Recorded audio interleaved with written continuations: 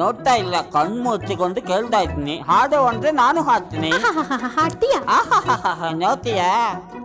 ಗಗನದಲ್ಲಿ ಮಳೆಯ ದಿನ ಗುಡುಗಿನ ತನನ, ಆ ತನನ ದಿನ ಧರಣಿಯಲ್ಲಿ ಹಸುರಿನ ಜನನ. ಗಗನ ಘನ